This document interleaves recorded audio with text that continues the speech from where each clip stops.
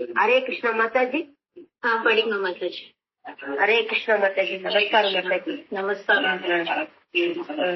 ஞானேன ஞானத்திற்கு பிரயாசம் முயற்சி உதபாசிய முற்றிலும் துறந்து நமந்த வந்தனங்களை அர்ப்பணித்து ஏவ மற்றும் ஜீவந்தி வார்த்தல் தத் முகரிதா தூய பக்தர்களால் ஓதப்பட்ட பவதீய வார்த்தா உமக்கு தொடர்புடைய செய்திகள் தானேன அவர்களது பௌதிக நிலைகளில் ஸ்திதிகா இருந்து கொண்டு ஸ்ருதி கதா கேட்பதன் மூலம் தரப்படுவது தனு அவர்களது உடலுடன் வார்த்தைகள் மனோபி மற்றும் மனம் யார் பிரயாச பெரும் பகுதி அஜித ஓ வெற்றி என்பதற்கு அறியவரே அப்பே இருந்த போதிலும் அசி நீர் ஆகின்றேன் அவர்களால் ஸ்ரீ லோக்கியம் மூலங்களிலும். ஹரே கிருஷ்ண மாதாஜி. ஹரே கிருஷ்ண. தேங்க்யூ மாதாஜி. மொழிபெயர்ப்பு யாராவது படிங்க, பொருளுரை நான் படிச்சு எக்ஸ்பிளைன் பண்றேன். நான் படிக்கட்டுமா மாதாஜி? ஹரே கிருஷ்ணா. ஹரே கிருஷ்ணா. ரெண்டுல படிங்க. மொழிபெயர்ப்பு வழங்கிய ஸ்ரீல பிரபுபதாவிற்கு நன்றி. யாவர் தமது நிலைநிறுத்தப்பட்ட சமுதாய நிலைகளில் இருக்கும் பொழுதே லோக அறிவு முறைகளை தூக்கி எறிந்துவிட்டு தமது உடல் உள்ளம் சொல்லுடன் அனைத்து மரியாதைகளையும் உமக்கும் உமது செயல்களுக்கும் அர்ப்பணித்து உம்மாலும் உமது தூய பக்தர்களாலும் அருளி செய்யப்பட்ட சரிதங்களிடத்து தமது வாழ்வினை ஒப்படைக்கின்றனரோ அவர்கள் மூ உலகங்களிலும் அவராலும் வெல்ல முடியாதவராக நீர் இருந்த போதிலும் உமது மேலாண்மையினை நிச்சயம் வெல்வர். ஹரே கிருஷ்ணா. தேங்க்யூ. பொருளுரை. இஸ்லோகத்தில் உள்ள உதபாசிய என்னும் சொல் மன யூகத்தினால் முழு மெய்ப்பொருளை அறியும் முயற்சியில் ஒருவன் ஒருபோதும் ஈடுபடக்கூடாது. ஏனெனில் அது அவனை எந்தவித மாற்றமுமின்றி ஒரே மாதிரியாக குறைவுடைய கடவுளின் அருவ உணர்விற்கு இட்டுச் செல்கிறது என்று மிக தெளிவாக குறிப்பிடுகிறது. இந்த ஸ்லோகம் ரொம்ப முக்கியமான ஸ்லோகம். நம்ம எப்படி பகவானுடைய கதைகளை மட்டுமே நம்ம எந்த இடத்துல இருக்கோமோ அந்த இடத்துல இருந்து பகவானை பத்தின விஷயங்களை பகவானுடைய கிருஷ்ண கதைய சிரவணம் பண்றதன் மூலமாவே எப்படி பகவானை நம்ம அஜித அப்படின்னா அவரை வெல்ல முடியாதவர், யாராலும் வசப்படுத்த முடியாத ஒருவரை எப்படி நம்ம வசப்படுத்த முடியும் அப்படின்றதுக்கான ஒரு ஸ்லோகம். ரொம்ப முக்கியமான ஸ்லோகம். பிரபுபாதர் நிறைய இடத்துல இந்த ஸ்லோகத்தை கோட் பண்ணுவாரு. இது உதபாசியா அப்படின்ற சொல் என்ன சொல்றாங்கன்னா மன யுகத்தினால், அதாவது நம்மளுடைய மன கற்பனையினால நம்ம எப்பயும் பகவானை புரிஞ்சுக்கணும்னு முயற்சி பண்ணக்கூடாது. அந்த மாதிரி முயற்சி பண்ணா நமக்கு அந்த அருவ பிரம்மன் இருக்கு இல்லையா, அதுதான் நம்மளுடைய டெஸ்டினேஷனா இருக்க முடியும். ஏன்னா இந்த ஞானிகள்லாம் அந்த இதை நோக்கிதான் போவாங்க. ஞானிகளுடைய ஃபைனல் கோலே அதான் இருக்கும். சோ அந்த லெவலுக்கு தான் போக முடியும். அதனால மனக்கற்பனையினால நம்ம எதுவும் இது பண்ணக்கூடாது அப்படின்னு சொல்லியிருக்கு.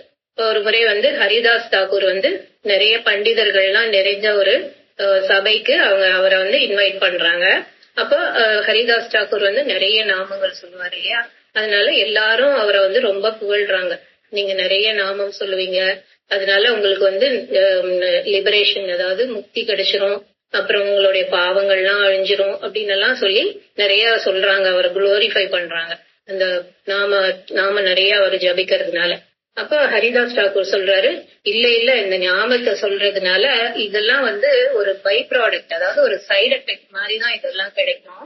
நிஜமா என்ன கிடைக்கும் அப்படின்னா நாமத்தை சொல்றதுனால பகவான் மேல உண்மையான பிரேமையும் அன்பும் நமக்கு வளரும். இதுதான் நாமத்தை நம்ம ஜபிக்கிறது, பகவானுடைய நாமத்தை நம்ம ஜபிக்கிறதுக்கான அந்த பக்தி வரும், பிரேமை வரும். அதுதான் அதோட நிஜமான ரிசல்ட். இதெல்லாம் எப்படி சொல்றதுன்னா, ஒரு சூரியன் இப்ப உதிக்குதுன்னு வச்சுக்கோங்களேன். அந்த சூரியன் லேசா வெளியில வந்தாச்சுனாலே அந்த பனி மூட்டம் இருந்ததுன்னா அதெல்லாம் கலைஞ்சிரும். அப்புறம் அந்த வெளிச்சம் வந்துரும், நமக்கு தேவையான வெளிச்சம் வந்துரும். அதுக்கு அந்த சூரியன் நடுவானத்துக்கு வரணும்னு அவசியம் இல்லை, லேசா வெளியில வந்தாலே போதும். அந்த மாதிரி இந்த பகவானுடைய நாமத்தை நம்ம உச்சரிக்கும் போது அதோட இனிஷியல் எஃபெக்டே எப்படி இருக்கும்னா, நமக்கு லிபரேஷன் கிடைச்சிரும், நமக்கு பாவங்கள்லாம் அழிஞ்சிரும், இந்த மாதிரியான எஃபெக்ட் எல்லாம் கிடைக்கும். அதுக்கும் மேல நமக்கு என்ன முக்கியமா கிடைக்கிறது என்ன அப்படின்னா, பகவான் மேல ஒரு பிரேமை கிடைக்கும். அதுதான் நமக்கு பக்தர்களுக்கு அதுதான் விரும்புவாங்க. ஞானிகள் இவங்களுக்கெல்லாம் தான் அந்த மாதிரி ஒரு டெஸ்டினேஷன் விரும்புவாங்க. எதுன்னா இந்த அருவ உணர்விற்கு இட்டு செல்கிறதுன்றது அந்த விஷயத்த விரும்புவாங்க. ஓகே, அடுத்த சென்டென்ஸ். ஜீவந்தி என்னும் வார்த்தை ஒருவன் எதுவுமே செய்ய வேண்டாம், அவன் தான் வாழ்கின்ற வாழ்க்கையில் எப்பொழுதும் பகவான் கிருஷ்ணர் பற்றிய செய்திகளை செவிகளில் கேட்டு கொண்டிருந்தால் மட்டும் போதும், அவன் வீடு பேறு பெற்று முழுமுதற் கடவுளை அடைவான் என்று குறிப்பிடுகிறது. சோ இது என்னன்னா, நம்ம ஒரு ஆபீஸ்ல வேலை செய்யலாம், இன்ஜினியரா இருக்கலாம், டாக்டரா இருக்கலாம், ஹவுஸ் ஒய்ஃபா இருக்கலாம், எந்த மாதிரி வேலை பண்ணிட்டு இருந்தாலும் நம்ம எந்த இடத்துல இருக்கோமோ அந்த இடத்துல இருந்தே பகவானுடைய அந்த கதைகளை கேட்டுட்டு இருந்தாலே, அந்த சிரவணம் பண்ணாலே போதும், நமக்கு இவ்வளவு பெரிய வீடு பேறு பெற்று முழுமுதற் கடவுளை அடையறதுக்கான ஒரு வாய்ப்பு நமக்கு கிடைக்கும் அப்படின்னு சொல்றாங்க. இதுக்கப்புறம் அந்த ஸ்லோகத்துல இருக்கக்கூடிய தனுவான் மனோபி அப்படின்ற வார்த்தைக்கு சனாதன கோஸ்வாமி என்ன மாதிரியான விளக்கம் கொடுத்திருக்காருன்னு பாக்கலாம். ஸ்ரீல சனாதன கோஸ்வாமி தனுவான் மனோபி, மனம் வாக்கு காயத்தினால், அதாவது மனசு வார்த்தை, காயம்னா பாடி உடல்னால என்னும் சொற்களை 3 வழிகளில் விளக்கியுள்ளார்.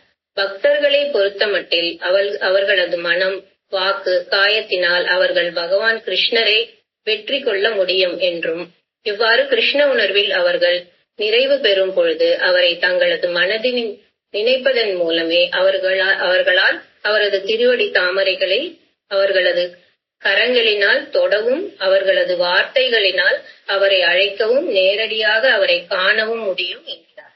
இதுக்கு என்ன எக்ஸாம்பிள் பார்த்தோம்னா, எப்படி பகவானுடைய அதாவது நம்மளுடைய உடம்ப நம்ம பகவானுடைய சேவையில ஈடுபடுத்தும் போது, இப்ப கோவில்ல பாத்தீங்கன்னா பூஜாரி அவங்க பகவானுடைய பாதத்தை வணங்கிட்டு அதுக்கப்புறம் பெர்மிஷன் கேட்டுட்டு பகவானுக்கு அலங்காரம் பண்ணுவாங்க. அப்புறம் கடைசியில பகவானுடைய பாதத்தை வணங்கி ஏதாவது தப்பு இருந்தா மன்னிச்சுக்கோங்க அப்படின்னு சொல்லுவாங்க. அவருக்கு டெக்கரேஷன் பண்ணுவாங்க, இதெல்லாம் பண்ணுவாங்க. வீட்லயும் விக்கிரகங்கள்லாம் வச்சிருக்கிறவங்க இந்த மாதிரி நம்மளுடைய உடம்பை யூஸ் பண்ணி பகவான் இருக்கிற இடத்த சுத்தம் பண்றது, அந்த மாதிரி எல்லாம் அந்த உடம்ப பகவானுடைய சேவையில பக்தர்கள் ஈடுபடுத்துவாங்க. அதுக்கப்புறம் நம்ம எப்படி வார்த்தையால பகவான எப்படி இது பண்றது அப்படின்னு பார்த்தோம்னா, பக்தர்கள் இப்போ வில்வங்கிற தாக்கூர், திரௌபதி இவங்க எல்லாம் கிருஷ்ணரை வார்த்தையால கிருஷ்ணான்னு கூப்பிட்டதுமே கிருஷ்ணர் வந்துருவாரு. அந்த மாதிரி வார்த்தைய பகவான கூப்பிடுறதுக்காக யூஸ் பண்றாங்க. அதுக்கப்புறம் மனசை எப்படி யூஸ் பண்றாங்கன்னா, பகவானுடைய அந்த லீலைகளை எல்லாம் கேட்டு மனசுல அதை ஸ்மரணம் பண்ணிக்கிட்டே இருக்காங்க. இந்த மாதிரி இதெல்லாம் பக்தர்கள் எப்படி தங்களுடைய உடல், மனசு, வார்த்தை இதெல்லாம் எப்படி யூஸ் பண்றாங்க அப்படின்னு சனாதன கோஸ்வாமி சொல்லியிருக்காரு. அடுத்த செட்டு பாத்தீங்கன்னா, இதே தனுவான் மனோபி அபக்தர்கள் என்ன மாதிரி நினைக்கிறாங்க இந்த விஷயத்த அப்படின்னு சொல்லியிருக்காரு. அபக்தர்களை பொறுத்த மட்டில் தனுவான் மனோபி என்னும் சொற்கள் அஜித, அதாவது வெல்ல முடியாதவன் என்ற வார்த்தையினை குறிப்பிடுகின்றன. இதன் பொருள், பகவான் கிருஷ்ணரின் அன்பு தொண்டில் ஈடுபடாதவர்கள் முழு மெய்ப்பொருளை அவர்களது உடல் வலிமை, வார்த்தை ஜாலம் மற்றும் மனோபலத்தினால் ஒருபோதும் வெல்ல முடியாதென்றும், அவர்கள் என்னதான் முயற்சித்த போதிலும் நித்திய சத்தியம் அவர்களுக்கு எட்டாத தூரத்திலேயே இருக்கிறது என்றும் கூறுகிறார். சோ இது அபக்தர்கள், பக்தர் அல்லாதவர்களுக்கு அவங்களால என்ன பண்ண முடியாது, அவங்க கிட்ட இருக்கிற அந்த பாடி ஸ்ட்ரென்த்னாலேயோ, அவங்க நிறைய புலமை இருக்கலாம், நல்ல பேச்சாளர்களா இருக்கலாம், அந்த புலமைனாலேயோ இல்ல மென்டல் பவர் அவங்களுக்கு இருக்கிற புத்திய வச்சோ அதனால எல்லாம் பகவான அவங்களால புரிஞ்சுக்கவே முடியாது அப்படின்னு இதெல்லாம் அபக்தர்கள், பக்தர் அல்லாதவர்களுக்கு இந்த விஷயத்த சொல்றாரு.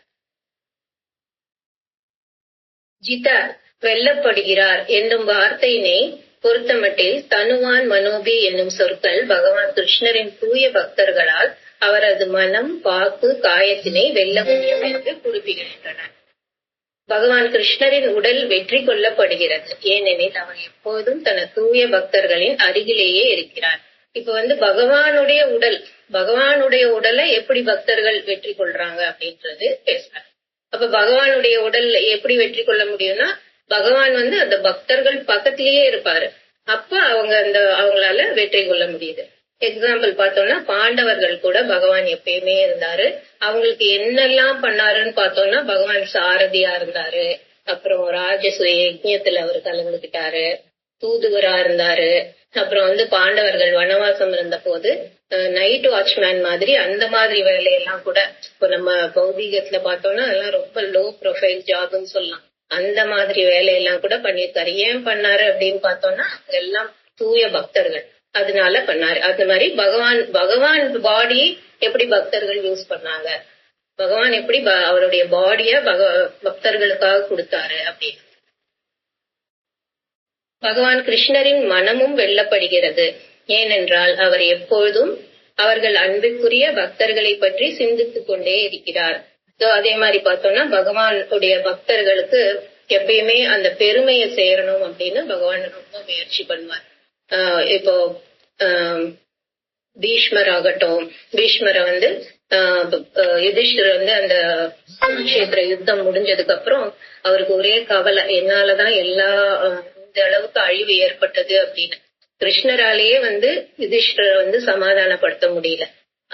அந்த மாதிரி ஒரு சிச்சுவேஷனை ஏற்படுத்தி, பகவானால பண்ண முடியாதது எதுவும் இல்ல, அந்த மாதிரி ஒரு சிச்சுவேஷனை ஏற்படுத்தி அந்த பெருமையெல்லாம் பீஷ்மருக்கு சேரணும் அப்படிங்கறதுக்காக பீஷ்மர் வாயாலேயே பல விதமான தர்மங்களை எல்லாம் யுதிஷ்டருக்கு எடுத்து சொல்ல வச்சு அந்த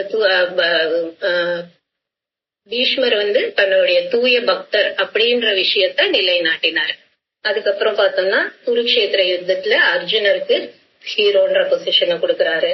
அப்புறம் சமுத்திர மந்தன் லீலைய பார்த்தோம்னா சிவபெருமானுக்கு அந்த விஷயத்த கொடுக்கறாரு, அந்த ஹீரோன்ற விஷயம் ஒரு ஸ்தானத்தை.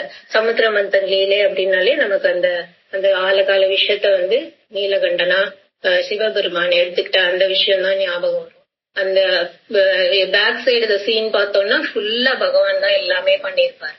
அந்த மேருமலைய அசுரர்களாலையும் தேவர்களாலையும் தூக்கவே முடியாது. அவங்க எல்லாம் அந்த மலைக்கு கீழே நசுங்கிடுவாங்க, உயிரெல்லாம் போயிடும். அப்புறம் பகவான் அவருடைய பார்வையால அவங்களுக்கெல்லாம் உயிர் கொடுக்கறாரு. அப்புறம் நீங்க எல்லாம் இந்த மலையில ஏறி எங்கேயாவது பாறை இருந்தா அங்க போய் ரெஸ்ட் எடுங்கன்னு சொல்லி நான் கருடனை வச்சு இதை தூக்கிக்கிறேன் அப்படின்னு சொல்லி பகவான் இது பண்ணி அந்த கிரெடிட்ட சிவபெருமானுக்கு கடைசியா அந்த விஷம் வரும்போது அதுலயும் 4 அவதாரம் எடுப்பாரு. மோகினி அவதாரம், தன்வந்திரி அவதாரம், இந்த மாதிரி எல்லாம். அதனால நிறைய அவர் தான் எல்லா விஷயமும் பண்ணிருப்பாரு. பட் இருந்தாலும் கடைசியில அந்த சிவபெருமானுக்கு அந்த புகழை கொடுக்கிறாரு.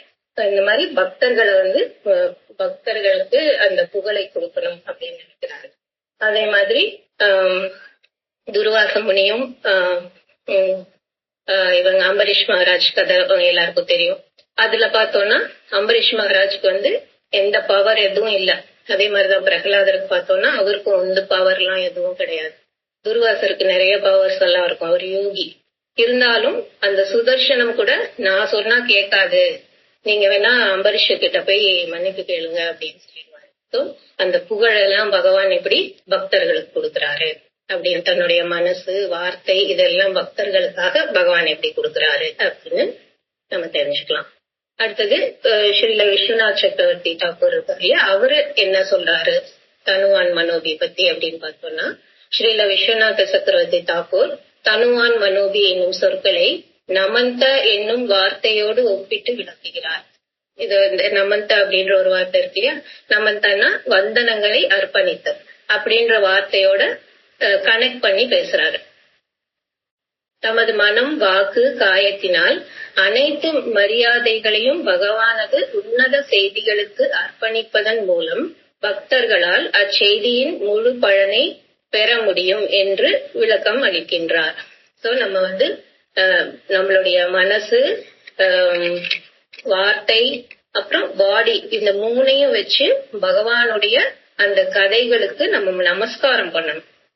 அந்த பகவானுக்கு சம்பந்த அந்த கிருஷ்ண கதைக்கு, கிருஷ்ணருக்கும் கிருஷ்ண கதைக்கும் வித்தியாசமே இல்லை. அதனால நம்ம நம்மளுடைய அந்த மனசு, வார்த்தை, உடல் மூலமாக நம்ம இந்த பகவானுடைய கதைகளுக்கு நமஸ்காரம் பண்ணணும். அப்ப நமக்கு அந்த முழு பலன் கிடைக்கும் என்று விளக்கம் அளிக்கிறார். நிலத்தினை கைகளால் தொடுவதின் மூலம் ஒருவன் தமது உடலினை ஈடுபடுத்த வேண்டும். அதாவது பகவானுக்கு சாஷ்டாங்கமா நமஸ்காரம் பண்றது, பகவானது உன்னத செய்திகளுக்கு மரியாதை அளிப்பதில் தலையினை ஈடுபடுத்த வேண்டும். மைண்ட நம்ம யூஸ் பண்ணோம். பகவத்கீதை, ஸ்ரீமத் பாகவதம் போன்ற உன்னத இலக்கியங்களையும் அவற்றை உபதேசிப்பவர்களையும் போற்றி புகழ்வதில் வார்த்தைகளை ஈடுபடுத்த வேண்டும். பகவானின் உன்னத செய்திகளை கேட்கும் பொழுது வரும் சிறந்த புண்ணியத்திலும் இன்பத்திலும் மனதினை ஈடுபடுத்த வேண்டும். இவ்வாறு ஒரு நெறி பிறலாத பக்தன் பகவான் கிருஷ்ணரை பற்றிய ஞானத்தினை சிறிதளவு பெற்றால் கூட போதும். அவனால் பகவான் வெற்றி கொள்ளவும் வீடு பேறு பெற்று முழுமுதற் கடவுளை அடையவும் முடியும். இதன் மூலம் அவன் பகவானது அருகில் எந்நாளும் வாழ்வான். அந்த அஜிதா ஜிதா அதுதான் ரொம்ப முக்கியமான சொற்கள் இந்த இதுல. யாராலையும் வசப்படுத்த முடியாதவரை எப்படி வசப்படுத்த முடியும் அப்படின்னா அதுக்கான விளக்கம் தான் இன்னைக்கு நம்ம இந்த ஸ்லோகத்துல பார்க்கணும். வேற ஏதாவது உங்களுக்கு கமெண்ட்ஸ் இருந்தா சொல்லலாம். இதோட நான் ஸ்டாப் பண்றேன்.